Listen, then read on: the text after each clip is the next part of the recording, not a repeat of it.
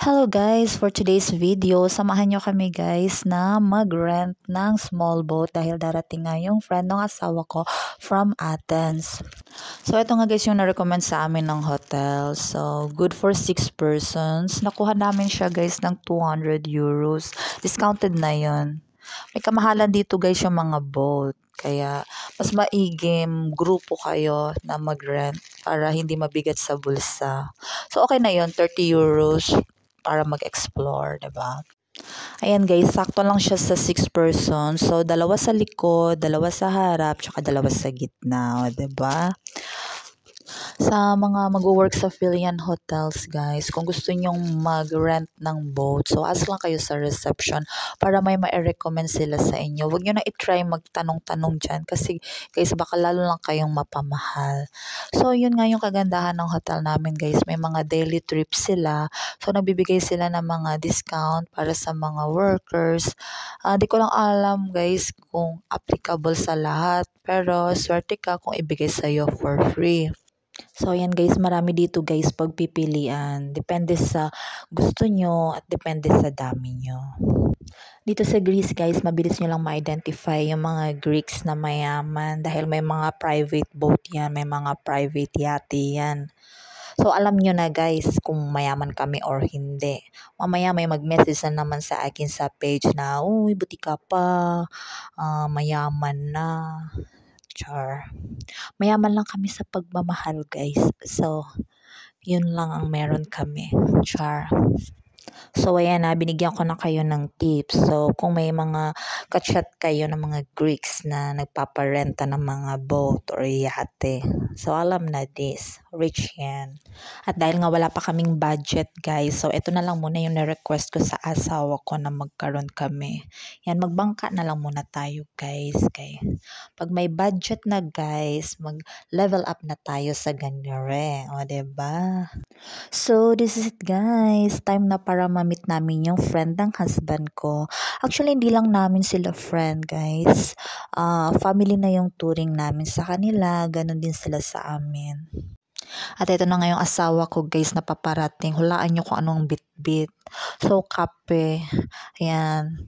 Lagi na lang siyang nagkakape guys. Ganyan yung mga Greeks guys. Mahilig sila sa kape. Actually, punong-puno na kami dito ng coffee shop sa Greece. Nung bago pa nga lang ako dito sa Greece guys. Tapos nagawi ako sa isang coffee shop. Tapos nakasulat, Nescafe, 250 euros. Sabi ko, di bali na lang. Supermarket na lang ako bibili ng Nescafe. Yung 250 ko guys, pang isang buwan ko na. Ayan, super excited ng asawa ko. Oh, 'di ba? Hindi halata sa mukha niya na super excited siya. So, ayan, mahilig yan siya mag-invite ng mga friends dito kung saan kami nagagawing island. Ayan, pinagmamalaki niya yung mga magagandang lugar. So, pupunta sila dito. Ayan, sabi ko mag-selfie-selfie muna kami guys habang nagaantay kasi medyo malilate sila ng dating. Bumili na din ako ng ice. Pwede kayo magdala ng ice guys dahil meron silang mini fridge para kung may mga drinks kayong dala. At i-orient muna kayo guys bago ang lahat para sa mga do's and don'ts para safe ang lahat. And ayan, prepare niya na yung boat at sakto naman na dumating na sila. So, isa-isa na nga kaming bumaba sa boat. So, first bonding namin to guys nitong summer. So, bali kasama nila yung buong family nila. May dalawa silang anak, parehong lalaki. So, ini-imagine ko nga kasama ko din dito si Samir. Ngayon pa lang ini-imagine ko na what if nandito si Samir sa Greece, 'di ba? Ayan, sabi ng asawa ko, wag mo nga madaliin yung anak mo. Pagtapusin mo muna ng pag-aaral. Kung ako guys ang masusunod, gusto ko buong family ko nandito sa Greece. Kasi yung father ko ayaw. Kahit anong pilit namin, ayaw talaga. So ayan, respect na lang namin kung ang kagustuhan niya. Pero yung anak ko, pinapagtapos lang namin ng pag-aaral. Ayan, they sitting.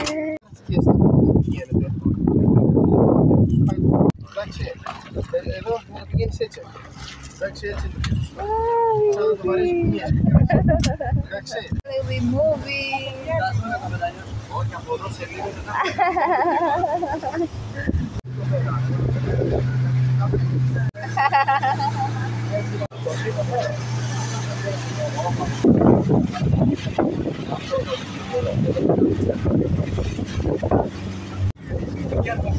Yeah.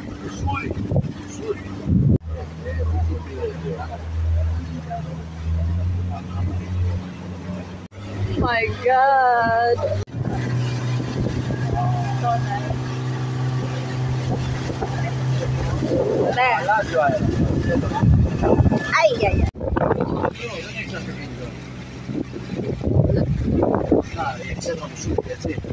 Very happy. Drop in the fridge and all our juice center. Where's my towel?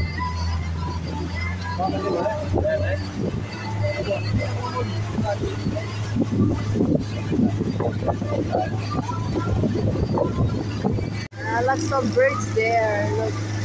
Oh, lots of birds. Oh, very guapo. Your bird look American there, be. Americano. Oh, so guapo, my This baby. thing's the best. That's the You're very guapo.